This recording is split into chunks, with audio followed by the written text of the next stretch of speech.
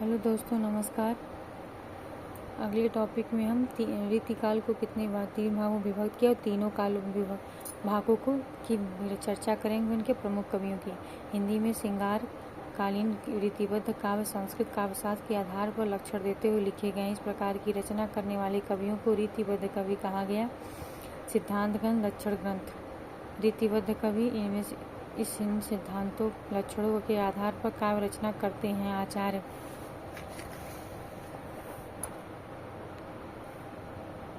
महत्वपूर्ण रीतिबद्ध कवि निम्नलिखित हैं: केशवदास, चिंतामणि, मतिराम देव, कुलपति मिश्र, ज्योति मिश्र, जसवंत सिंह, मंडन कवि, भिखारी दास, सोमनाथ, रघुनाथ। दूल्हा कवि रसिकोबिंद, ग्वाल कवि प्रताप शाही इतने रीतिबद्ध कवि हैं।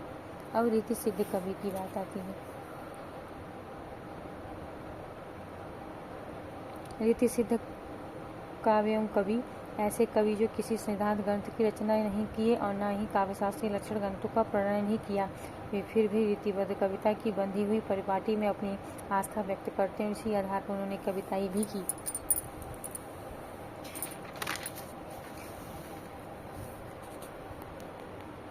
इसलिए इन्हें रीति सिद्ध कवि कहा गया है। सिद्धांत ग्रंथ नहीं लिखे, लक्षण ग्रंथ नहीं रीति सिद्ध कवि, किंतु इन्हें सिद्धांत लक्षणों के आधार पर काव्य रचना की। महत्वपूर्ण रीति सिद्ध कवि हैं बिहारी, सेनापति, रसनिधि, वृंद इत्यादि। पजनेश, कृष्ण कवि, हटजी, नेवाज। रीतिमुक्त काव्य एवं कवि।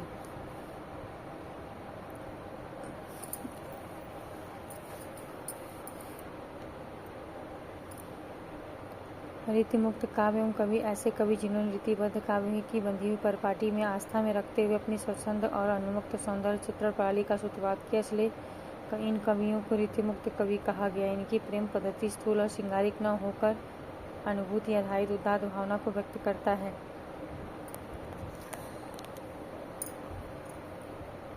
अनुभूति पक्ष प्रधान, सहज सरल ब्रज भाषा का प्रयोग। रीतिमुक्त काव्य शास्त्र परंपरा पर आधारित काव्य सौंदर्य की अपेक्षा फारसी शैली का प्रभाव स्थूल एवं मानसिक सौंदर्य चित्रण की अपेक्षा।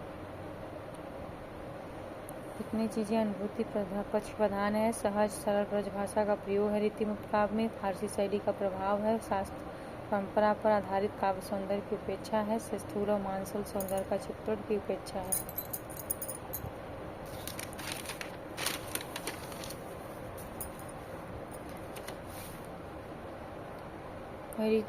महत्वपूर्ण रीतिमुक्त के कवि निम्नलिखित हैं: घनानंद, बोधा, आलम, ठाकुर।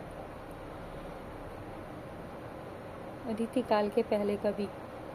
हिंदी की रीति का परंपरा में रचना काल की दृष्टि से सर्वप्रथम कवि कृपाराम है। इन्होंने सन 1541 ईस्वी में दोहा छंद में हित तरंगिणी नामक रचना की। यह 5 तरंगों में विभक्त है। यह ब्रज भाषा में रचित हिंदी सतसई काव्य परंपरा का प्रथम ग्रंथ है। रीतिकाल के प्रवर्तक कवि को लेकर आलोचकों में बहुत विवाद रहा। इन आलोचकों ने अनेक खोजों के पश्चात केशवदास को रीतिकाल का प्रवर्तक स्वीकार किया। आलोचकों के अनुसार रीतिकाल के प्रवर्तक कालक्रमशः निम्नलिखित हैं: कृपाराम 1541 कालक्रम की दृष्टि से प्रथम, केशवदास 1555 से 1617। डॉक्टर नगेंद्र के अनुसार केशवदास हैं। चिंतामणि 1609 से 1685 ईस्वी। आचार्य शुक्ल के अनुसार चिंतामणि है। रीतिकाल का विभाजन। आचार्य शुक्ल ने कालखंड को ऐतिहासिक काल कहा है, जबकि जॉर्ज ग्यर्सन ने अपनी रचना the modern vernacular literature of Hindustan के 7वें अध्याय में रीति काव्य कहा है। इसके अंतर्गत इन्होंने केशवदास, बलभद्र, सुंदर कवि, चिंतामणि, भूषण, मतिराम, प्रताप शाही इत्यादि को रखा है। आचार्य शुक्ल ने रीतिकाल के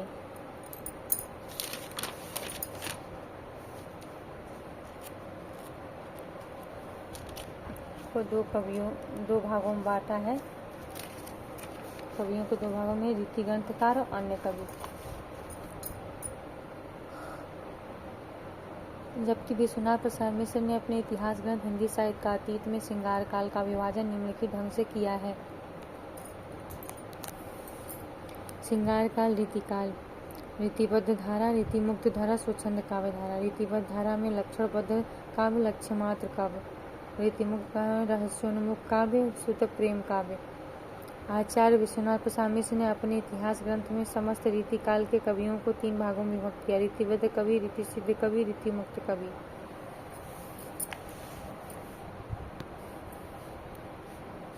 डॉक्टर बच्चन सिंह ने रीतिकाल का वर्गीकरण निम्नलिखित ढंग से किया। रीतिकाल बद्ध रीति, मुक्त रीति। बद्ध रीति में रीति चेतस, काव्य चेतस। मुक्त रीति में क्लासिक, स्वच्छंद।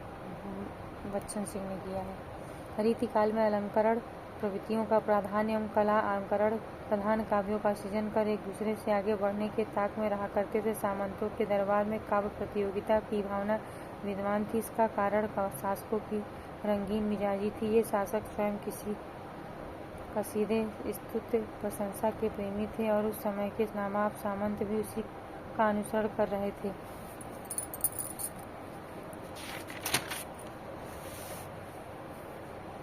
परिणाम स्वरूप जो श्रृंगारिक साहित्य निर्मित हुआ वह राजाश्रय में ही निर्मित हुआ। राजाश्रय पाने वाले इस श्रृंगारिक कविता में धनोपार्जन की प्रवृत्ति विद्यमान थी। इस कविता में श्रृंगार को उभारने के लिए रीति और अलंकार का खुलकर प्रयोग किया गया। इस कारण से कहा जाता है कि श्रृंगार काल का साहित्य सामंती वातावरण और संस्कृत काव्यशास्त्र की भावना है। रीतिकाल की प्रमुख प्रवृत्तियाँ: श्रृंगार की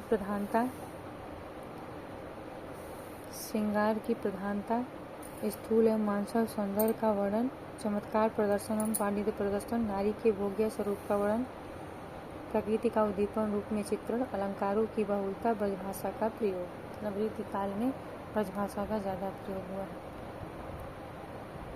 ये था रीतिकाल। मतलब रीतिकाल, रीति शब्द किसने क्या माना और रीतिकाल को कितने भागों में बांटा गया, या रीतिकाल को किस अन्य नामों से लोगों ने पाया, और रीतिकाल के पहले कवि में किसने क्या माना, किसके अनुसार रीतिकाल के पहले कवि कौन ठहरते हैं, स्वरमान किसे स्वीकार किया गया, ये सारी चर्चा हो चुकी है। इसलिए धन्यवाद। आपका दिन शुभ हो। यदि आपको अच्छा लगे तो लाइक करें, सब्सक्राइब करें, शेयर करें और कुछ प्रश्न तो आप पूछ सकते हैं। धन्यवाद।